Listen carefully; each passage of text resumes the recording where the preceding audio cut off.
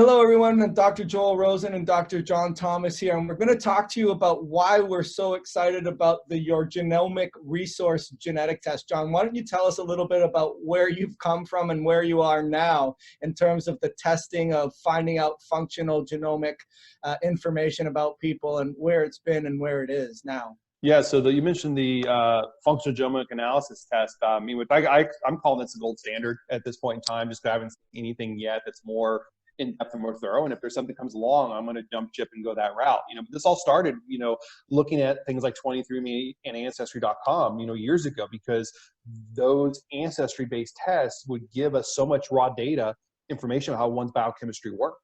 Okay, and this has really developed into a science that tells us so much about why people suffer.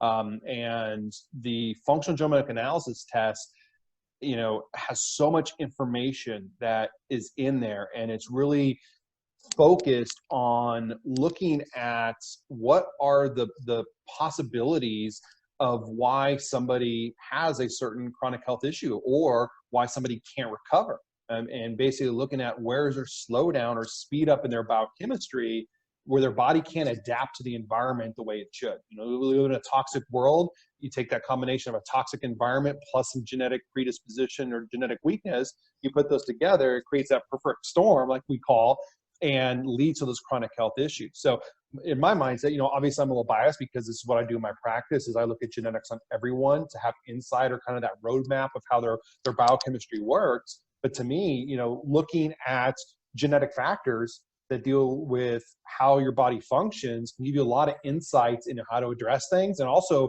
what rabbit holes from an additional testing standpoint that you maybe need to go down to investigate further to get more answers or pieces of the puzzle. Yeah, I mean, you see it and I see it when we're talking to people that would be potential clients, and they kind of sit at the end of the table with their arms folded and said, I've done everything that you can do. And we say, well, what about your genetics? And some of them will say, no, I haven't done that. Or Right. they say, I have done it, and I did it through 23andMe, and I uploaded it to, say, another reporting site, and I got some information.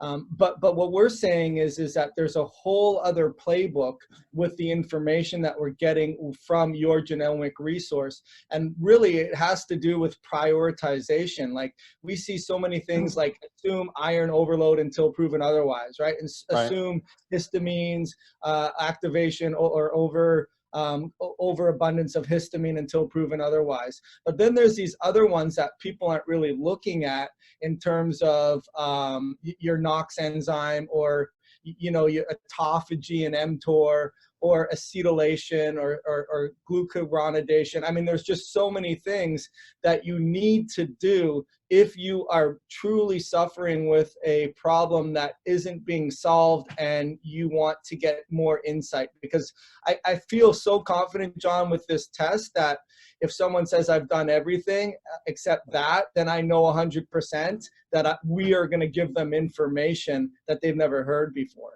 Absolutely. And I kind of attribute, I use an example all the time, that if somebody's doing 23andMe or Ancestry now from a genetic standpoint, yes, they are looking at genetics, but they're kind of looking at the Cliff Notes version.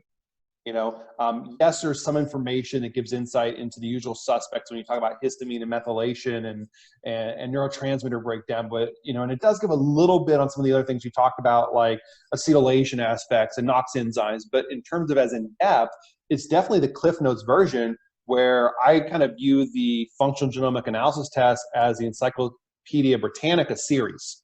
So you're talking about two different stories in terms of information.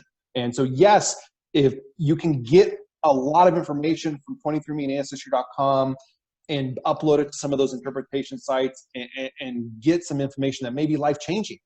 But if that is not enough, you haven't exhausted all your options. There's still more rabbit holes that are possibilities by looking at that whole series of that Encyclopedia Britannica, which is basically that functional genomic analysis test, and the software and the reporting that's in that, because it's so much more advanced information where we as practitioners know how to look at that and decipher that and correlate that to chronic health issues, but really be able to connect the dots and why your body's reacting the way it is.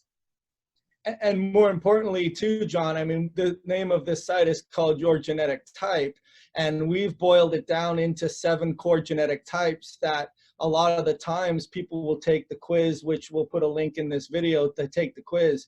But we also give you the playbook of these are the gene SNPs that you need to look for. And unfortunately, when they've done an Ancestry or 23andMe or another test, they're not on there. Right. So they can't really get the full value of what their specific genetic type is. And as we continue to build our knowledge base, we continue to hone in on what specific genetic type you are and give you more insight with your gene SNPs too. So the great thing too, John, I mean, really these ship all over the world. Why don't you tell the listener what is entailed with the test, how it goes, and what it involves? Yeah, so basically it's a simple saliva test or cheek swab that you can do in your home.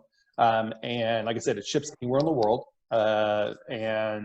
Turnaround time, usually about a month and a half, which is pretty common with most of those genetic or ancestry tests that are out there. And then from there, we get all this data that just gives us so much information. What's great about the functional genomic test and the software they use to interpret it, the report is amazing in terms of the amount of information that it gives you. And my biggest thing with the test, which I like about it, is because we're talking about, a Cliff Notes version of something like Ancestry.com versus the functional genomic analysis test, you would think that the price points would be so drastically different, and they're not. You can do Ancestry for, $99, or I think their health reporting now is $199, like 23andMe, and our functional genomic test is only $349.